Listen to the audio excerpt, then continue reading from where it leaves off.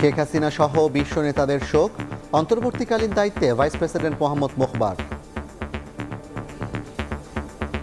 পশ্চিমা আধিপত্যকে বৃদ্ধাঙ্গুলি দেখানো রাইসির মৃত্যু দুর্ঘটনা নাকি পরিকল্পিত, যুক্তরাষ্ট্রের ষড়যন্ত্রের গন্ধ খুঁজছেন কেউ কেউ।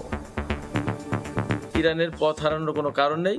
মধ্যপ্রাচ্য থেকে শুরু করে আন্তর্জাতিক অঙ্গনেও একই অবস্থা থাকবে, তাদের নীতিতে কোনো পরিবর্তন হবে না। দেখছিলেন প্রধান শিরোনাম, রাতের সময়ে সঙ্গে আছি আমি জাফর সাদিক। এবার অন্যান্য শীর্ষ সংবাদ। রাত পোহালেই 156 উপজেলায় দ্বিতীয় ধাপে ভোট, কেন্দ্রে কেন্দ্রে সরঞ্জাম, দুর্গম পাহাড়ে হেলিকপ্টারে ব্যালট বাক্স, চরাঞ্চলে থাকছে কোস্টগার্ডের টহল, মাঠে বিজিবি। রাজধানীতে চলবে ব্যাটারি চালিত রিকশা, নিম্ন আয়ের মানুষের জীবিকার কথা চিন্তা করেই প্রধানমন্ত্রীর নির্দেশনা। নিষিদ্ধ থাকবে মহাসড়কে, জানালেন মন্ত্রিপরিষদ সচিব। চিনির নিয়ন্ত্রণহীন বাজারের নেপথ্যে এনবিআরের কূটচাল, 5% দেশি আর 95% হয় আমদানি। শিল্প রক্ষার নামে প্রতি কেজিতে শুল্ক 47 টাকা। ইতালি প্রবাসী 50,000-এরও বেশি অবৈধ অভিবাসীর বৈধতা নিয়ে শঙ্কা। আইন পাশ হওয়ায় ফিরতে হবে বাংলাদেশে, দিন কাটছে অনিশ্চয়তায়। এবং টি-20 বিশ্বকাপে সাকিব মাহমুদুল্লাহর ওপর আস্থা মাশরাফির, বললেন গ্রুপ পর্বের সব ম্যাচই জেতা উচিত টাইগারদের।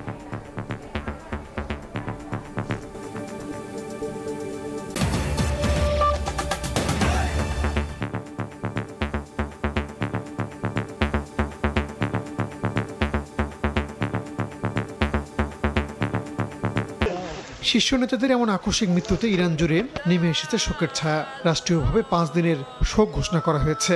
এরই মধ্যে ফার্স্ট ভাইস প্রেসিডেন্ট মোহাম্মদ মোখবারকে অন্তর্বর্তীকালীন প্রেসিডেন্ট হিসেবে নিয়োগ দিয়েছেন সর্বোচ্চ ধর্মীয় নেতা আয়াতুল্লাহ আলী খামেনি। মোখবারের নেতৃত্বে মন্ত্রিসভার বৈঠক অনুষ্ঠিত হয়েছে। শীর্ষ নেতাদের মৃত্যুতে দেশটির রাজনীতির অপূরণীয় ক্ষতি হলেও ইরানের রাষ্ট্রীয় কার্যক্রমে কোনো বিঘ্ন হবে না বলে জানিয়েছে মন্ত্রিসভা। আন্তর্জাতিক রাজনীতির ক্ষেত্রে ইরানের যে গৌরবোজ্জ্বল ভূমিকা ছিল, মধ্যপ্রাচ্যে যে অনেকটা কাণ্ডারির ভূমিকা পালন করছিল, প্রেসিডেন্ট রাইসির কারণেই যে শুধুমাত্র তা হয়েছে তা না, তার অবস্থান যদিও শক্ত ছিল, বাট ইরানের সর্বোচ্চ নেতা থেকে শুরু করে বর্তমান প্রশাসনের সমস্ত কর্মকর্তার অবস্থানই একই রকমের। সেক্ষেত্রে মধ্যপ্রাচ্য সহ আন্তর্জাতিক অঙ্গনের কোনো অবস্থানেই ইরানের নীতিতে পরিবর্তন আসবে, এটি ভাবার কোনো কারণ নেই। এদিকে ইরানের প্রেসিডেন্টের মৃত্যুতে রাষ্ট্রপতি মোহাম্মদ শাহাবুদ্দিন ও প্রধানমন্ত্রী শেখ হাসিনা সহ শোক জানিয়েছেন বিশ্ব নেতারা। তেহরানের পাশে থাকার কথা জানিয়েছেন নরেন্দ্র মোদী। একদিনের শোক ঘোষণা করেছে পাকিস্তান, তবে এখনও বিবৃতি আসেনি যুক্তরাষ্ট্রের পক্ষ থেকে। বাংলাদেশের রাষ্ট্রপতি ও প্রধানমন্ত্রী এক বিবৃতিতে শোক জানিয়েছেন। শোক বার্তায় প্রধানমন্ত্রী শেখ হাসিনা রাইসিকে একজন বড় মাপের নেতা উল্লেখ করে বলেন, তিনি সারা জীবন তার দেশের জন্য কাজ করে গেছেন। এদিকে সোমবার একটি এক্স পোস্টের মাধ্যমে ভারতের প্রধানমন্ত্রী শোক জানিয়ে বলেন, ভারত ইরান দ্বিপাক্ষিক সম্পর্ককে শক্তিশালী করতে রাইসির অবদান সবসময় স্মরণ করা হবে। জানান, তেহরানের পাশে আছে নয়াদিল্লি। এদিকে একদিনের জন্য সারা দেশে শোক পালনের ঘোষণা দিয়েছেন পাকিস্তানের প্রধানমন্ত্রী শাহবাজ শরীফ। রাইসি এবং তার সঙ্গীদের সম্মানে অর্ধনমিত থাকবে দেশটির পতাকা। এক বিবৃতিতে ফিলিস্তিনের স্বাধীনতাকামী সংগঠন হামাস গভীর শোক জানিয়েছে। এদিকে রাশিয়ার প্রেসিডেন্ট ভ্লাদিমির পুতিন রাইসিকে একজন অসামান্য রাজনীতিবিদ হিসেবে আখ্যা দিয়ে বলেন, রাইসি রাশিয়ার সত্যিকারের বন্ধু হিসেবে অমূল্য অবদান রেখেছেন। এ দুর্ঘটনায় গভীর শোক জানিয়েছেন ইউরোপীয় ইউনিয়নের সভাপতি চার্লস মিশেল। এছাড়াও রাইসি ও তার সহযাত্রীদের মৃত্যুতে শোক জানিয়েছে তুরস্ক। তবে এখনো পর্যন্ত কোনো বিবৃতি আসেনি যুক্তরাষ্ট্রের পক্ষ থেকে। অন্তরা সেন, সময় সংবাদ। রাতের সময় আরও থাকছে। রংপুর মেডিকেল কলেজ হাসপাতালে টাকা ছাড়া হয় না কোনো কাজ, দুদকের অভিযানে অব্যবস্থাপনা ও অনিয়মের প্রমাণ। জনবলের অভাবে অনিয়ম, দাবি পরিচালকের। 156 উপজেলায় দ্বিতীয় ধাপে ভোট গ্রহণ কাল, কেন্দ্রে কেন্দ্রে পাঠানো হচ্ছে সরঞ্জাম, দুর্গম কেন্দ্রে হেলিকপ্টারে পাঠানো হয় নির্বাচনী সরঞ্জাম। আর চরাঞ্চলের নিরাপত্তায় মেঘনায় টহল দেবে কোস্টগার্ড। মোতায়েন করা হয়েছে 458 প্লাটুন বিজিবি। মঙ্গলবার 156টি উপজেলা পরিষদের ভোট। সকাল 8টা থেকে ভোট গ্রহণ চলবে টানা বিকেল 4টা পর্যন্ত। এজন্য যাবতীয় প্রস্তুতি সম্পন্ন করেছে প্রশাসন। সোমবার সকালে নিজ নিজ কেন্দ্রের জন্য নির্বাচনী সামগ্রী নিতে যান প্রিজাইডিং কর্মকর্তারা। সেই সঙ্গে নিজেদের দায়িত্ব বুঝে নেন নির্বাহী ম্যাজিস্ট্রেট সহ আইনশৃঙ্খলা রক্ষা বাহিনী। দুর্গম কেন্দ্রে হেলিকপ্টারে পাঠানো হয় নির্বাচনী সরঞ্জাম। এছাড়া উপকূলীয় অঞ্চলের 30টি উপজেলায় আগেই ব্যালট পাঠানো হয়। প্রচারণায় সংঘাত, হুমকি এবং প্রার্থীর পক্ষে জনপ্রতিনিধিদের প্রভাব বিস্তারের অভিযোগ থাকলেও এবারও নির্বাচন অবাধ, সুষ্ঠু ও নিরপেক্ষ করতে সর্বোচ্চ প্রস্তুতি নির্বাচন কমিশনের। প্রত্যেকটি ইউনিয়ন ভিত্তিক ম্যাজিস্ট্রেট নিয়োগ করা হয়েছে, যার ফলে নজরদারি এবং তত্ত্বাবধান আরও জোরদার হবে। ভোট সুষ্ঠু করতে 458 প্লাটুন বিজিবির পাশাপাশি এবারও দুর্গম চরাঞ্চলের ভোটারদের নিরাপত্তা দিতে মেঘনায় মোতায়েন রয়েছে কোস্টগার্ড। অবশ্যই আমরা একটা সুন্দর, গ্রহণযোগ্য এবং সবাই প্রশংসা করে এবং একটা নির্বাচন উপহার দেব। নিরাপত্তা জোরদারের লক্ষ্যে বাংলাদেশ কোস্টগার্ডের একাধিক প্লাটুন, উচ্চগতি সম্পন্ন বোট এবং জাহাজ সর্বদা টহলরত রয়েছে।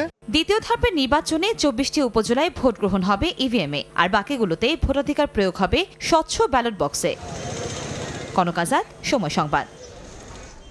দুর্নীতির কারণে সরকারের বিরুদ্ধে পুরো দেশে ক্ষোভের বিস্ফোরণ ঘটবে দাবি করে বিএনপি নেতারা বলছেন, জাতীয় নির্বাচনের মতো উপজেলার ভোটেও জনগণ কেন্দ্রে যাবে না। আর আওয়ামী লীগ নেতারা বলছেন, বিএনপি করার জন্য নয়, অপরাধের দায়ে জেলে ঠিকানা হয়েছে দুর্বৃত্তদের। বিএনপির সকল নেতাকর্মীকে জেলে পুরে তারা একটা নির্বাচন করেছে। জাতীয় সংসদ নির্বাচন জনগণ বয়কট করেছে বিএনপি এবং বিরোধী দলের ডাকে। উপজেলা নির্বাচনও জনগণ বয়কট করেছে। যেহেতু সরকার অর্থনৈতিকভাবে দেউলিয়া হওয়ার পথে, অন্যান্য সেক্টরও বিশেষ করে শ্রমিক শ্রেণীর মধ্যে এই অসন্তোষ কমে আরও ছড়িয়ে পড়ছে। বিভিন্ন পেশায় খেটে খাওয়া মানুষের মধ্যে এই ধরনের বিস্ফোরণ আরও সামনের দিকে আমরা দেখতে পাবো। তো এটি এই সরকারের দুঃশাসন বা ম্যানেজমেন্টের ব্যর্থতার ফল। বিএনপির কোনো নেতা কর্মীকে বিএনপি হিসাবে জেলে পাঠায়নি, পাঠিয়েছি অপরাধী আস্তানা, অপরাধী ঠিকানা জেল। তারা হচ্ছে দুর্বৃত্ত, অগ্নিসন্ত্রাসী। তারা কি নিরপরাধ? আন্দোলনের নামে কোনো ধরনের নাশকতা বরদাস্ত করা হবে না বলেও হুঁশিয়ারি দেন আওয়ামী লীগ সাধারণ সম্পাদক। আহমেদ সালেহিন, সময় সংবাদ, ঢাকা। আন্তর্জাতিক বাজারে বুকিং রেট সর্বনিম্ন থাকার পরেও মাত্রাতিরিক্ত শুল্ক হারের কারণে দেশের বাজারে চিনির কেজি 140 টাকা। প্রতি কেজি পরিশোধিত চিনিতে 48 এবং অপরিশোধিত চিনিতে 45 টাকা শুল্ক আদায় করছে কাস্টমস কর্তৃপক্ষ। দেশীয় চিনি শিল্পকে রক্ষায় বাড়তি শুল্ক হার আরোপ করা হলেও তা চাহিদার মাত্র 5% পূরণ করছে। বাকি 95 20 লাখ মেট্রিক টন চিনি আমদানি হয়। এ অবস্থায় আমদানি শুল্ক কমিয়ে আনার দাবি মিল মালিক সহ ব্যবসায়ীদের। শাখা ত্রিপুর ক্যামেরায় কমলদের রিপোর্ট। বিশ্ববাজারে এই মুহূর্তে প্রতি মেট্রিক টন র সুগার বিক্রি হচ্ছে 580 থেকে 600 মার্কিন ডলার, আর রিফাইন্ড সুগার বিক্রি হচ্ছে 700 মার্কিন ডলার হিসেবে। সেই অনুযায়ী দেশের সবচেয়ে বড় পাইকারি বাজার চট্টগ্রামের খাতুনগঞ্জে প্রতি মণ চিনি বিক্রি হচ্ছে 4500 টাকা, আর কেজি পাইকারি পর্যায়ে 122 টাকা 50 পয়সা। বাংলাদেশে বছরে 22 লাখ মেট্রিক টন চিনির চাহিদার 20 লাখ মেট্রিক টনই চট্টগ্রাম বন্দর দিয়ে বিদেশ থেকে আমদানি করা হয়, আর 60 থেকে 70 হাজার মেট্রিক টন চিনির যোগান আসে দেশি আখ থেকে। ব্যবসায়ীদের অভিযোগ, চিনির দাম নিয়ন্ত্রণে না আসার মূল কারণ অতিরিক্ত শুল্ক হার।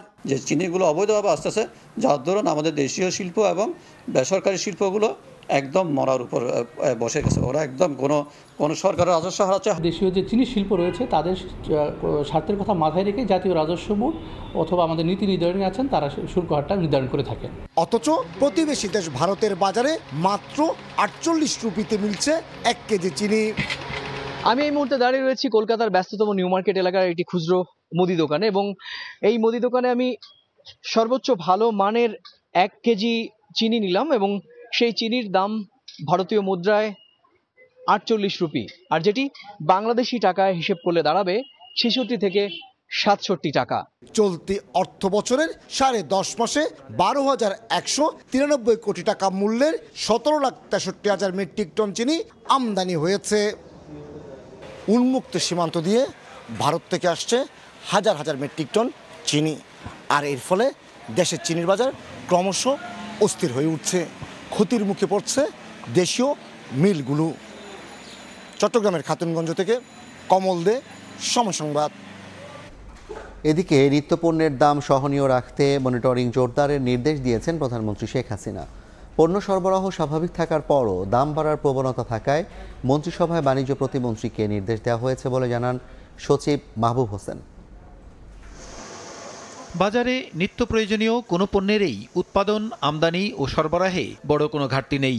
চাহিদা বিবেচনায় নিয়ে গত রমজানে বেশ কয়েকটি পণ্যের আমদানি শুল্ক কমানো হয়েছে। মূল্য নিয়ন্ত্রণে ভোক্তা অধিকার সংরক্ষণ অধিদপ্তর সহ বিভিন্ন সংস্থার পক্ষ থেকে নিয়মিত অভিযান পরিচালিত হচ্ছে। এরপরও দফায় দফায় বাড়ছে নিত্যপণ্যের দাম। এ অবস্থায় বাজার মনিটরিং জোরদার করতে আবারও নির্দেশ দিলেন প্রধানমন্ত্রী। সোমবার সকালে প্রধানমন্ত্রী শেখ হাসিনার সভাপতিত্বে তার কার্যালয়ে মন্ত্রিসভার নিয়মিত বৈঠক অনুষ্ঠিত হয়। বৈঠক শেষে সচিবালয়ে ব্রিফিংয়ে মন্ত্রিপরিষদ সচিব সরকার প্রধানের নির্দেশনার কথা জানান। কিছু কিছু পণ্যে বাজারে সাপ্লাই কোনো ক্রাইসিস না থাকা সত্ত্বেও মূল্যবৃদ্ধির যে প্রবণতা দেখেছেন, বাজার মনিটরিংটা দিকে জোরালোভাবে নজর দিতে বলেছেন। বৈঠকে বঙ্গবন্ধু শেখ মুজিবুর রহমান আন্তর্জাতিক শান্তি পদক নীতিমালা 2024-এর খসড়ার অনুমোদন দেয়া হয়। বিশ্বব্যাপী শান্তি প্রতিষ্ঠার ক্ষেত্রে কোনো ব্যক্তি, প্রতিষ্ঠান বা সংস্থাকে কয়েকটি ক্ষেত্রে অবদানের জন্য বঙ্গবন্ধু শেখ মুজিবুর রহমান শান্তি পুরস্কার প্রদান করা যাবে। দেওয়া হবে 50 গ্রাম ওজনের 18 ক্যারেটের একটি পদক এবং $1 লক্ষ সমমূল্যের। এটি প্রতি 2 বছরে একবার দেওয়া হবে। এদিকে প্রধান নির্বাচন কমিশনারের 1,05,000 টাকা এবং অন্যান্য নির্বাচন কমিশনারের 95,000 টাকা মাসিক বেতন নির্ধারণ করে প্রধান নির্বাচন কমিশনার এবং অন্যান্য নির্বাচন কমিশনার পারিতোষিক ও বিশেষাধিকার আইন 2024-এর খসড়ার চূড়ান্ত অনুমোদন দিয়েছে মন্ত্রিসভা। বিশেষ ভাতা হিসেবে তারা উভয় তাদের মূল যে বেতন তার 50%। প্রসূন আশিস, সময় সংবাদ, ঢাকা। রাজধানীতে চলবে ব্যাটারি চালিত রিকশা। নিম্ন আয়ের মানুষের জীবিকার কথা চিন্তা করে প্রধানমন্ত্রী এ নির্দেশনা দিয়েছেন বলে জানিয়েছেন সড়ক ও পরিবহন সেতুমন্ত্রী এবং মন্ত্রিপরিষদ সচিব। তবে মহাসড়কে নিষিদ্ধই থাকবে। এদিকে দ্বিতীয় দিনেও সড়কে নেমে ব্যাটারি চালিত রিকশা চালানোর দাবি জানান চালকরা। বন্ধ করতে আছে সরকার, ওই আমগো গাড়ি ভাঙবো কা জ্যাম, রাস্তাঘাটে মানে বসে থাকতে হয় ঘন্টার পর ঘন্টা। রামপুরা ব্রিজ থেকে এই পর্যন্ত তো মানে জ্যাম ফেস করেই আসতেছি। যদি কেউ উচ্ছৃঙ্খল আচরণ করে সেটার বিরুদ্ধে আইনগত প্রক্রিয়া ব্যবস্থা গ্রহণ করা হয়েছে পুলিশের কাজ, আমরা সেটা অব্যাহত রাখবো। সোমবার মন্ত্রী পরিষদ বৈঠকে ওঠে অটোরিকশা চালকদের আন্দোলন প্রসঙ্গ। নিম্নায়ন মানুষের কথা চিন্তা করে শুধুমাত্র রাজধানীতে অটোরিকশা চালানোর নির্দেশ দেন প্রধানমন্ত্রী। পরে সচিবালয়ে ব্রিফিংয়ে মন্ত্রী পরিষদ সচিব জানান, রাজধানীতে চললেও মহাসড়কে নিষিদ্ধই থাকবে এই যান। একই তথ্য জানান সড়ক পরিবহন ও সেতুমন্ত্রী ওবায়দুল কাদের। মানে প্রধানমন্ত্রী যে আমার সাথে একটা আলোচনা করাটা আমাকে তোমরা জানাওনি, কিন্তু উনি ওনার তরফ থেকে বলছেন যে তারই হলো যে এদের জীবিকার কি ব্যবস্থা তোমরা করছো। সংখ্যায় অনেক, জীবিকার ব্যবস্থা না করে তাদের বিরুদ্ধে এরকম একটা তাদের সম্পর্কে এরকম সিদ্ধান্ত নেওয়াটা উনি যৌক্তিক মনে করেননি। বিশ্ব পরিস্থিতি, যুদ্ধ, নিষেধাজ্ঞা, পাল্টা নিষেধাজ্ঞা যে প্রতিক্রিয়া বাংলাদেশে দ্রব্যমূল্যের উপর, জ্বালানির উপর, আজকে ডলারের উপর বিভিন্নভাবে আসছে। এইসব কথা বিবেচনা করে নেত্রী সিটি এলাকা ব্যাটারি চালিত গাড়ি বন্ধের যে নির্দেশ সেটা পরিবর্তন করে চালু রাখা তিনি নির্দেশ। নানা অনিয়মের অভিযোগে রংপুর মেডিকেল কলেজ হাসপাতালে অভিযান চালিয়েছে দুর্নীতি দমন কমিশন। এ সময় হাসপাতালের অব্যবস্থাপনা ও অনিয়মের প্রমাণ পেয়েছে প্রতিষ্ঠানটি। বিভাগের 8 জেলার মানুষের চিকিৎসা সেবার শেষ আশ্রয়স্থল রংপুর মেডিকেল কলেজ হাসপাতাল। তবে টাকা ছাড়া কোনো কাজই হয় না হাসপাতালটিতে। এছাড়াও পরীক্ষা নিরীক্ষা না করে মেশিনপত্র বন্ধ রাখা সহ রোগীদের কাছ থেকে হাসপাতালের বিনামূল্যের ওষুধ বিক্রির মতো অভিযোগও রয়েছে। আমরা যদি বলি ম্যাডাম আমাদের ডায়াবেটিস চেক করেন বা প্রেশার চেক করে আসেন, এইটা করেন, ওনারা আমাদের কাজটা দেন না। আমার মাকে আমি এখানে আনি ফুলরে সহ রাখছি এবং কোনো ডাক্তার দেখতে আসেন এই জায়গায় কোনো ওষুধপাতি কিছু দেয় না। আগে টাকা দিতে হয়, অক্সিজেন নিয়ে যায়, টাকা দিছে ওইখানে দিছে। টাকা আছে তারা যে বড় বড় ক্লিনিক ভালো ভালো জায়গায় স্থান নেয়, কিন্তু যারা সাধারণ মানুষ গরিব অসহায় তারা কোথায় যাবে? বিভিন্ন সময় রোগীদের করা অভিযোগে সোমবার রমেক হাসপাতালে অভিযান চালায় দুর্নীতি দমন কমিশন। এ সময় অভিযোগের সত্যতা মিলেছে বলে জানায় সংস্থাটি। ডাক্তারদের অনুপস্থিতি, এবং হলো মেশিনারি বন্ধ থাকা, প্যাথোলজিক্যাল যে মেশিনারি, এগুলো নিয়ে বিভিন্ন ধরনের দালালদের দৌরাত্ম্য, এসব বিভিন্ন অভিযোগ ছিল। আমরা বেশ কিছু অভিযোগের সত্যতা পেয়েছি। আমরা যথাসময়ে এটা প্রধান কার্যালয়ে প্রতিবেদন আকারে প্রেরণ করব। দায়সারা জবাব দিলেন হাসপাতালের পরিচালক। আমরা চেষ্টা চালিয়ে যাচ্ছি পরিষ্কার পরিচ্ছন্নতা মেনটেন করার জন্য আমাদের সীমিত জনবল দিয়ে। প্রতিদিন গড়ে 2 থেকে 2,500 মানুষ চিকিৎসা নেন এই হাসপাতাল থেকে। আব্দুর রশিদ জীবন, সময় সংবাদ, রংপুর। ফুলের মালা দিয়ে বরণের 30 দিন পর ডিপজলের চেয়ার টান দিলেন নিপুণ। এই চিত্রনায়িকার আবেদনে ডিপজলের দায়িত্ব পালনের নিষেধাজ্ঞা দিয়েছেন উচ্চ আদালত। একই সঙ্গে চলচ্চিত্র শিল্পী সমিতির নির্বাচনের অনিয়ম তদন্তের নির্দেশ দেওয়া হয়েছে। আইনজীবী বলছেন, ডিপজল ছাড়া অন্যদের দায়িত্ব পালনে কোনো বাধা নেই।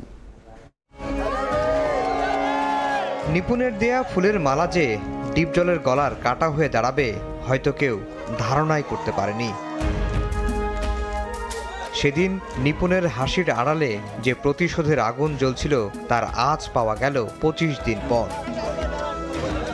শিল্পী সমিতির এবারের নির্বাচনে ভোট কেনা, প্রভাব বিস্তারের পুরনো অভিযোগে গত 15 মে ডিপজলের বিরুদ্ধে উচ্চ আদালতে মামলা ঠুকে দেন নিপুণ আক্তার। শোচনীয় পরাজয় হওয়া এই ভোটের ফলাফল বাতিল চাওয়ার পাশাপাশি নির্দেশনা চাওয়া হয় নতুন করে নির্বাচনের।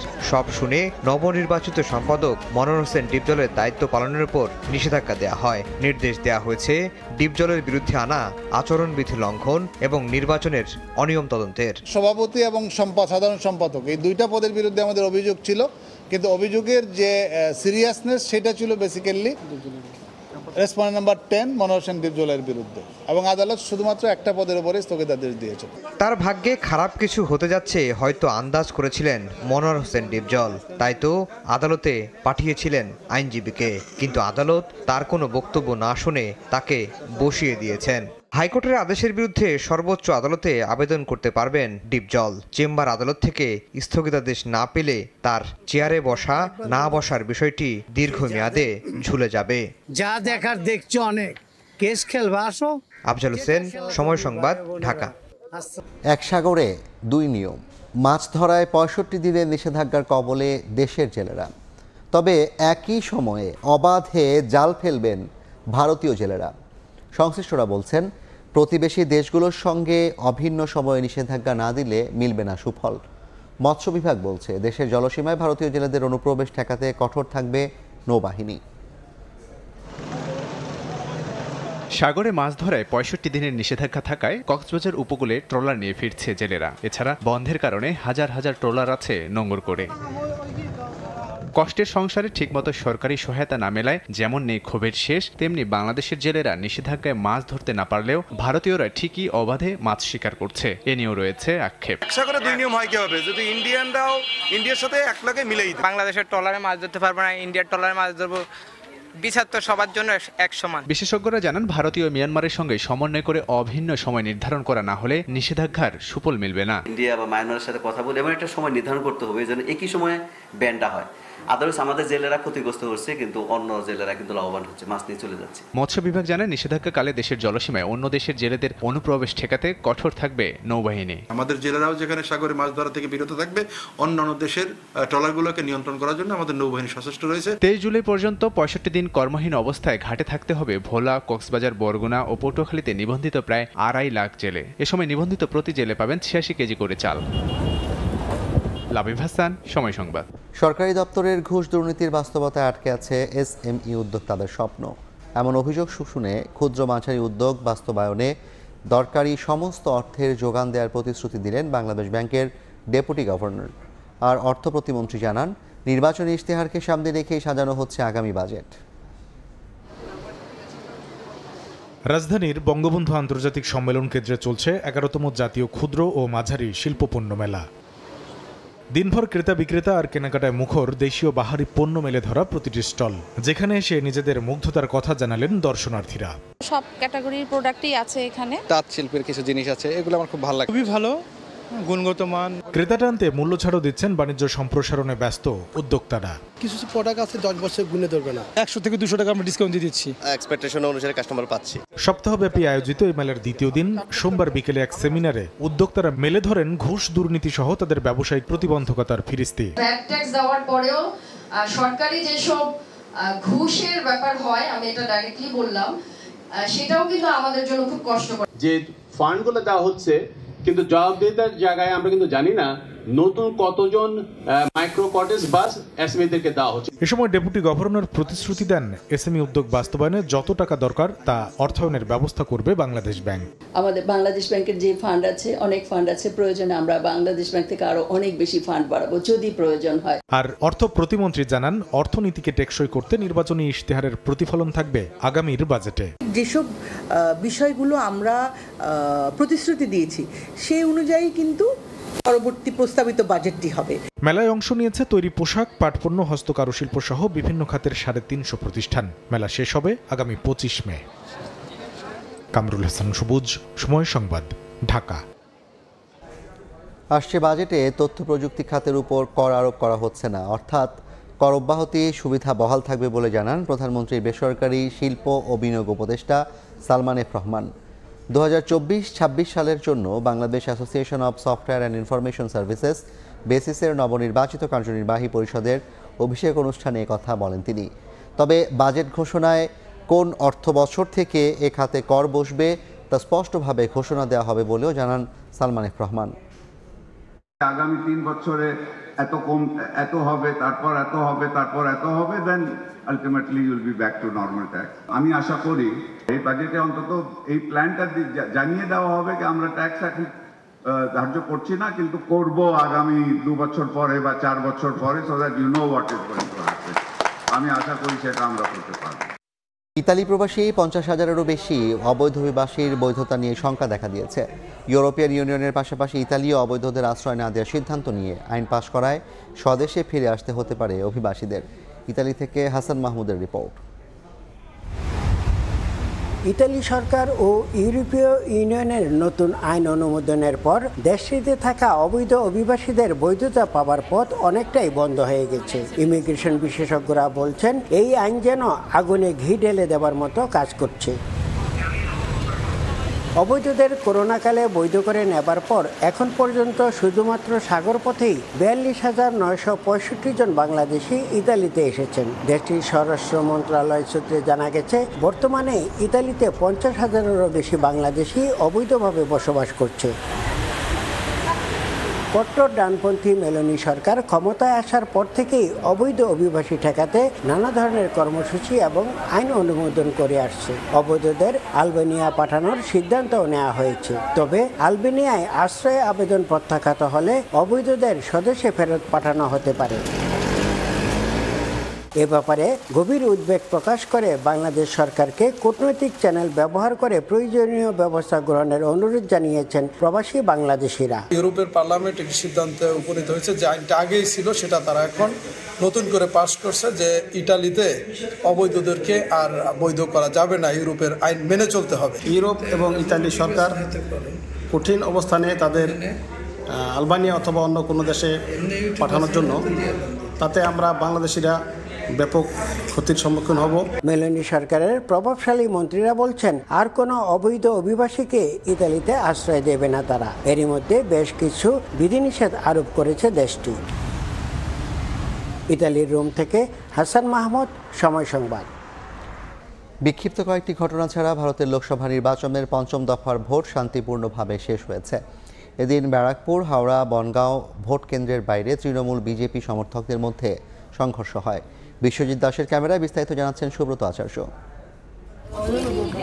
ভারতের লোকসভা নির্বাচনের 5ম দফায় ভোটারদের উপস্থিতি ছিল চোখে পড়ার মতো। তবে কোথাও কোথাও তীব্র তাপপ্রবাহ ও বৃষ্টি হওয়ায় ভোটে কিছুটা ছন্দপতনও হয়।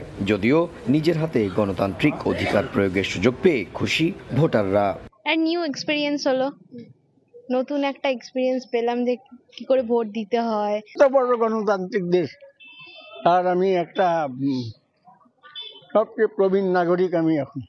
যদিও ভোট নিয়ে সন্ত্রাসের অভিযোগে সরব ছিল পশ্চিমবঙ্গের শাসক বিরোধী রাজনৈতিক শিবির। ক্যামেরায় ধরা পড়েছে কোথাও প্রার্থীর ওপর চড়াও হওয়ার দৃশ্য কিংবা কখনো সমর্থকদের মধ্যে ধাওয়া পাল্টা ধোয়ার ঘটনাও। সোমবার 5ম দফার ভোট হয় পশ্চিমবঙ্গ সহ 8 রাজ্যের 49 সংসদীয় আসনে। পশ্চিমবঙ্গের কেন্দ্রগুলোয় বিকেল 5টা পর্যন্ত ভোট পড়েছে 73%। তবে এই হার আরও বাড়বে বলে মনে করা হচ্ছে। এদিনের প্রায় 10 কোটি ভোটার ভাগ্য নির্ধারণ করলেন কংগ্রেস নেতা রাহুল গান্ধী, প্রতিরক্ষা মন্ত্রী রাজনাথ সিং, অভিনেত্রী স্মৃতি ইরানি, লকেট চট্টোপাধ্যায়, রচনা ব্যানার্জি সহ 695 জন প্রার্থীর। ষষ্ঠ দফার ভোট হবে 25 মে। মোটের ওপর শান্তিপূর্ণভাবেই শেষ হলো ভারতের 18তম জাতীয় লোকসভা নির্বাচনের 5ম দফার ভোট গ্রহণ। আর এর মধ্যে দিয়ে শেষ হলো 543 আসনের লোকসভার মধ্যে 428 আসনের ভোট। এখন বাকি 2 দফায় ভোট নেওয়া হবে 115 আসন। কলকাতার অদূরে ব্যারাকপুর লোকসভা কেন্দ্র থেকে সুব্রত আচার্য, সময় সংবাদ। আসন্ন টি-20 বিশ্বকাপে সাকিব মাহমুদুল্লাহর ওপর বাজি ধরছেন মাশরাফি বিন মুর্তজা। তবে নির্দিষ্ট করে কিছু না বললেও অভিজ্ঞ এই 2 ক্রিকেটার থাকায় বিশ্বকাপে ভালো কিছুর প্রত্যাশায় সাবেক অধিনায়ক। শুধু নেপাল নেদারল্যান্ডস নয়, গ্রুপ পর্বের সব ম্যাচেই টাইগারদের জেতা উচিত বলে মন্তব্য করেছেন নড়াইল 2 আসনের সংসদ সদস্য। অলরাউন্ডার কি কম হয়ে গেল আমাদের? টিম দেখিনি, একদমই দেখিনি, না জানি না কারা দেখি নাই। একসময় বাংলাদেশের ক্রিকেটের সঙ্গে আষ্টে পৃষ্ঠে জড়িয়ে থাকা মাশরাফি এখন দেখেন না বাংলাদেশের খেলা। বিশ্বকাপ মিশনে কারা গেছেন সেটাও জানা নেই সাবেক অধিনায়কের। গণমাধ্যম কর্মীদের কাছ থেকে জেনে নিলেন বিশ্বকাপ স্কোয়াডে কারা আছেন। যুক্তরাষ্ট্রে থাকা দলের অনেকের সঙ্গেই দীর্ঘদিন ড্রেসিং রুম শেয়ার করেছেন নড়াইল এক্সপ্রেস। আছেন সাকিব মাহমুদুল্লাহর মতো অভিজ্ঞরা। সাকিব নবম আর মাহমুদুল্লাহ খেলবেন নিজের 8ম বিশ্বকাপ। অভিজ্ঞতায় ঋদ্ধ এই দুজনই ভরসা দিচ্ছে সাবেক অধিনায়ককে। সাকিবকে নিয়ে আলাদা করে তো বলার কিছু নাই, সবসময় বেস্ট পারফরমেন্স সবাই আশা করবো কাছ থেকে। এটাই তো খেলতেছে, ফিরে আসার কি আছে, নতুন করা রিয়াদ এরকমই খেলতো। সবশেষ ওয়ানডে বিশ্বকাপে সেমিফাইনাল খেলার লক্ষ্য নিয়ে ভারতে যাওয়া দলটার হয়েছে বাজে অভিজ্ঞতা। এবার বড় কিছু স্বপ্ন না দেখলেও অন্তত সুপার 8-এ খেলতে চায় বাংলাদেশ। এবারের দল নিয়ে আশাবাদী মাশরাফিও। অবশ্যই এক্সপেক্ট করছি ভালো করবে ইনশাল্লাহ, বাকিটা দেখা যাক। দক্ষিণ আফ্রিকা আর শ্রীলঙ্কার সাথে তো জেতা উচিত। দক্ষিণ আফ্রিকার সাথে তো সিরিজ জিতে এসেছে একবার, এখন ওইদের সাথেও যদি আপনি হারার চিন্তা করেন তাহলে তো কঠিন হবে কাজটা। অবশ্যই আমি চিন্তা করছি এই 2টার একটা থেকে জিতে ওগুলোকে হারিয়ে, আর ওয়াই নট যে দক্ষিণ আফ্রিকা 2টাকেই চিন্তা করা যায়, হারাইতে পারবে না। কত দূর যেতে পারে বলতে পারবো না, তবে অবশ্যই ভালো কিছু করুক এটাই আশা করছি। আমি শিওর আপনারাও সেটা আশা করছেন। আমি অবশ্যই চাইবো বাংলাদেশ চ্যাম্পিয়ন হয়ে আসুক, বাট রিয়েলিস্টিকলি ভাবতে হবে কেমন খেলছে ওখানে, উইকেট কেমন, কন্ডিশন কেমন, দল কেমন ফর্মে আছে, প্লেয়াররা কেমন খেলছে, সবকিছু মিলে হয়তো বা প্রথম রাউন্ড পার করতে পারলে তখন একটা আইডিয়া হবে। তো আগাম তো কিছু বলা যাচ্ছে না, আগাম কিছু বলা যায়ও না। আগামী 1 জুন থেকে শুরু হবে টি-20 বিশ্বকাপের 9ম আসর। 8 জুন শ্রীলঙ্কার বিপক্ষে ম্যাচ দিয়ে মিশন শুরু করবে বাংলাদেশ। তামিম হোসেন, সময় সংবাদ, ঢাকা। এই পর্যায়ের শীর্ষ সংবাদগুলো জানিয়ে দিচ্ছি আরেকবার। রাত পোহালেই 156 উপজেলায় দ্বিতীয় ধাপে ভোট। কেন্দ্রে কেন্দ্রে সরঞ্জাম, দুর্গম পাহাড়ে হেলিকপ্টারে ব্যালট বাক্স। চরাঞ্চলে থাকছে কোস্টগার্ডের টহল, মাঠে বিজিবি। এবং রাজধানীতে চলবে ব্যাটারি চালিত রিকশা। নিম্ন আয়ের মানুষের জীবিকার কথা চিন্তা করেই প্রধানমন্ত্রীর নির্দেশনা। নিষিদ্ধ থাকবে মহাসড়কে, জানালেন মন্ত্রিপরিষদ সচিব।